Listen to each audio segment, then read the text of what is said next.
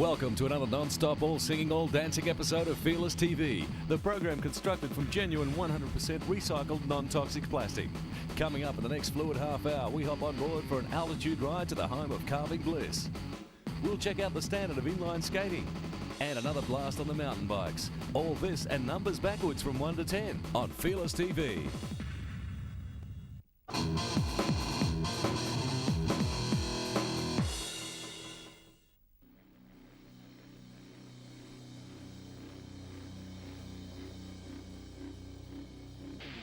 With the increase in profile of inline skating in the last 5 years, mainly in the aggressive or street and vert areas, many more competitions have developed into high-profile national events.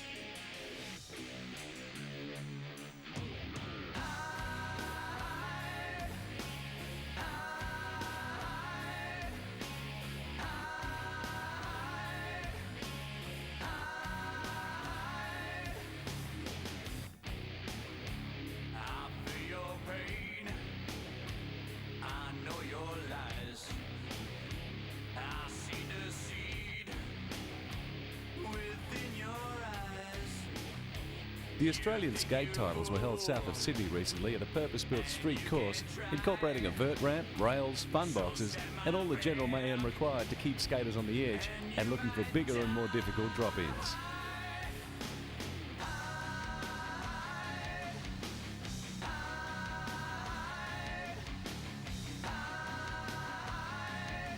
The 2 days of organised competition began and continued in blazing sunshine.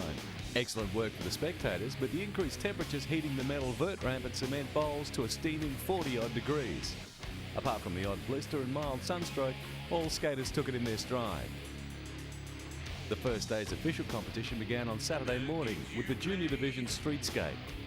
And after much hardcore attitude displayed in the warm-ups, the cream of Australia's younger skaters had a chance to show their stuff and rip up the course with some serious moves.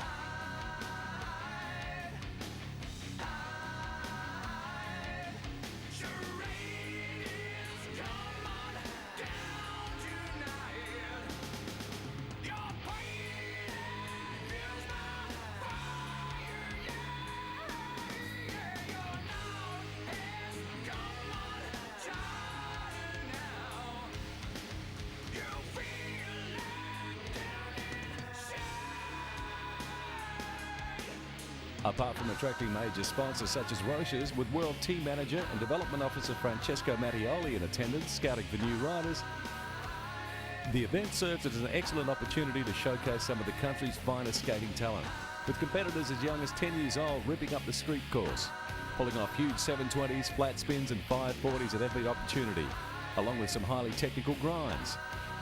All skaters in the street event are judged over 45-second runs with the emphasis on style, creativity, lines and consistency.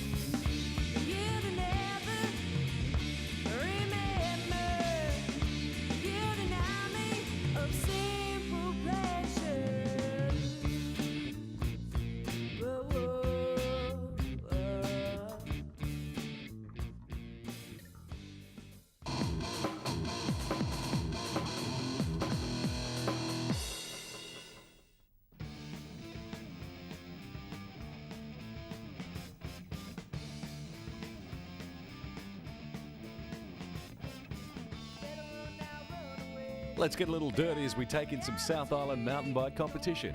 Most events these days are designed to separate the recreational riders from your more serious downhill warriors, and in doing so serves an excellent test of both riders' skill and equipment capabilities. Here's some highlights from the various stages.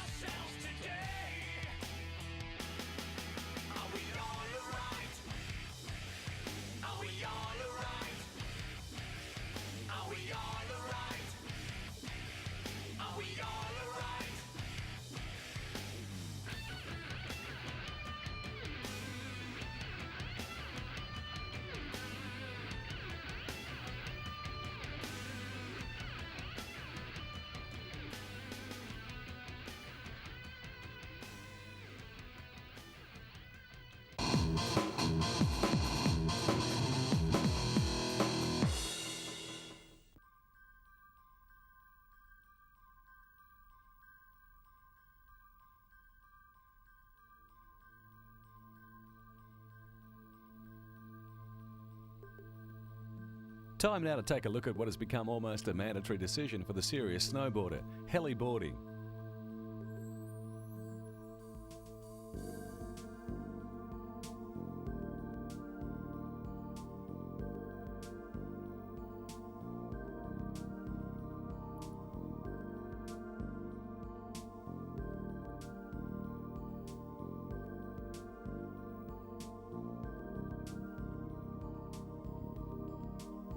The percentage of snowboarders in relation to skiers using the mountain has changed so dramatically in recent years, it is now at a point where a 50-50 ratio is almost a daily occurrence.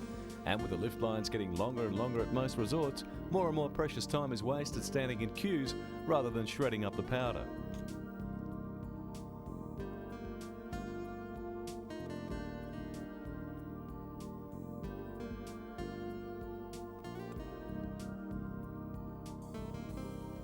One of the most effective ways, along with hiking to extreme zones on foot to avoid this mess, is to fork out a little hard-earned cash and have some professionals fly into the untracked areas of your favourite peak.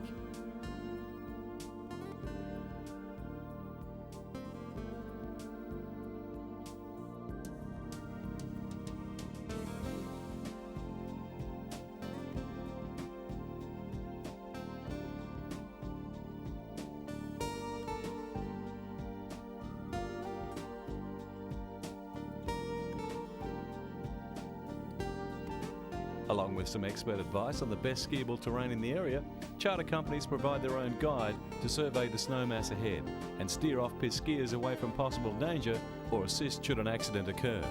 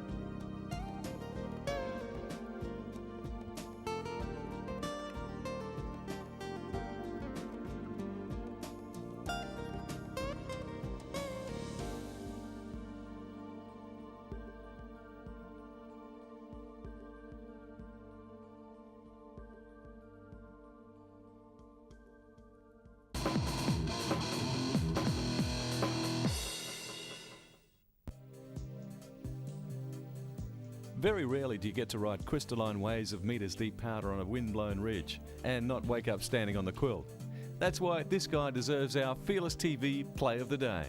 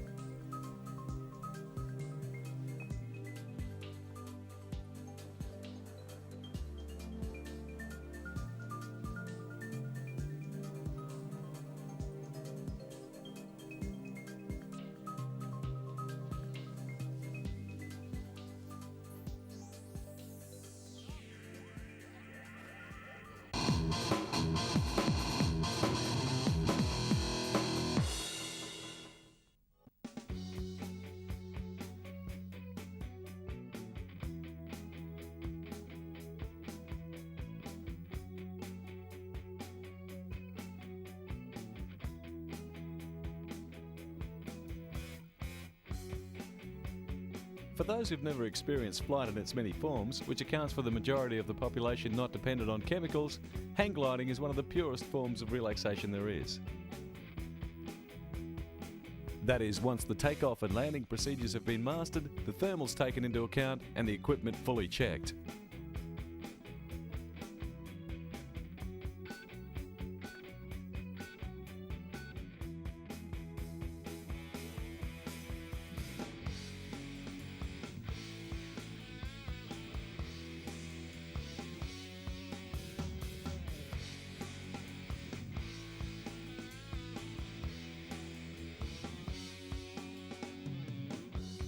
Once among the air currents with the fresh mountain air blowing through your ears, all that remains is to take in the view and manoeuvre the glider to take maximum advantage of the naturally provided lift.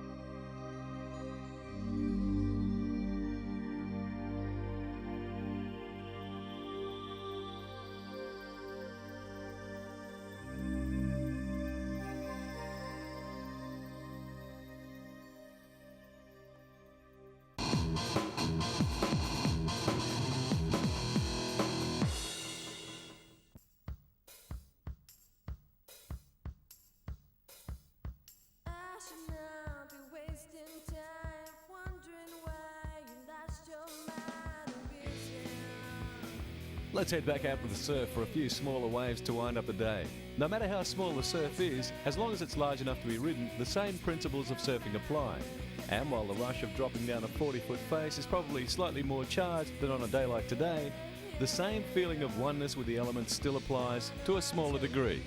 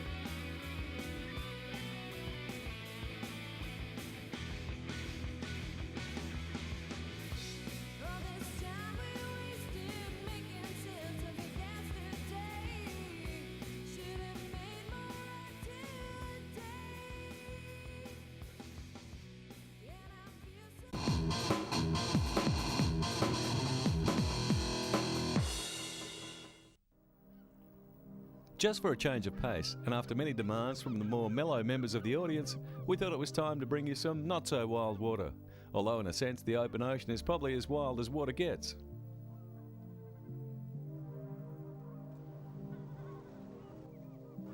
After a nice calming boat ride to a suitable gathering point, it's time to join our friends, the most intelligent mammals in the big blue, the dolphins.